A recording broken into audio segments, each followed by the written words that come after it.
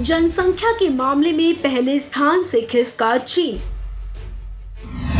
अब ये बना सबसे ज्यादा आबादी वाला देश। जाने क्या कहते हैं आंकड़े। भारत अब दुनिया में सबसे ज्यादा आबादी वाला देश बन गया है। भारत ने अब आबादी के मामले में चीन को पछाड़ दिया है। संयुक्त राष्ट्र की ताजा रिपोर्ट में हिंदुस्तान ने जनसंख्या के मामले में चीन को पीछे छोड़ दिया है।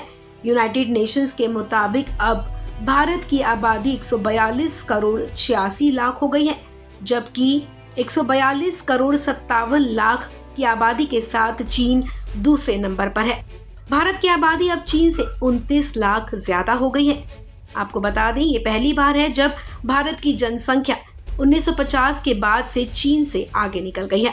संयुक्त राष्ट्र ने पिछले साल ही ये अनुमान लगाया था कि अगले साल तक भारत सबसे ज्यादा आबादी के मामले में चीन को पीछे छोड़ देगा।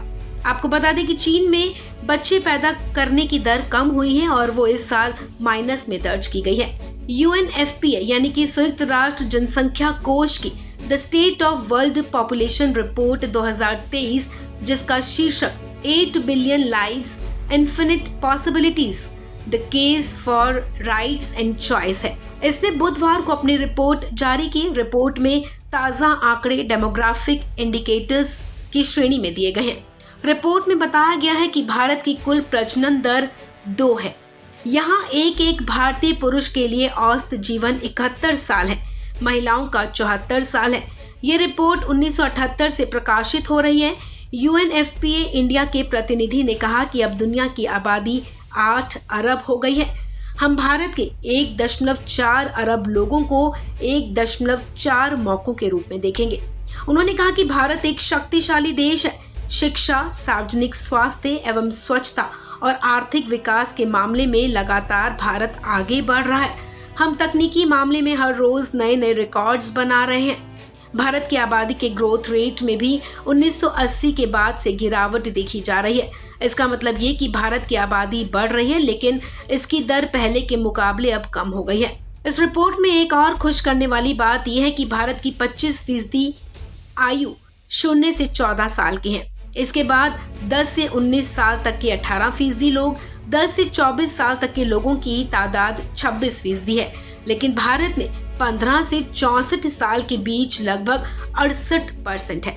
यानी भारत में युवाओं की सबसे ज्यादा तादाद है। चीन में हालात खराब हो गए हैं। यहाँ पर 20 करोड़ लोग तो 65 साल से ज्यादा हैं। कुछ दशक पहले चीनी सरकार ने एक बच्चे पैदा करने वाली नीति लागू कर दी थी, जिसका खामियाजा वहाँ की सरकार को भुगतना पड़ा कि लोगों ने बच्चे पैदा करना ही छोड़ दिया। अब हालात ये है कि चीनी सरकार कहती है कि जो जोड़े 2 या 2 से ज्यादा बच्चे पैदा करेंगे, उन्हें कई तरह की सुविधाएं भी दी जाएंगी। वहीं भारत में आबादी बढ़ने के 3 बड़े कारण हैं। पहला ये कि शिशु मृत्यु दर में गिरावट, यानी कि 1 साल से कम उम्र के बच्चों की मौत घट रही है।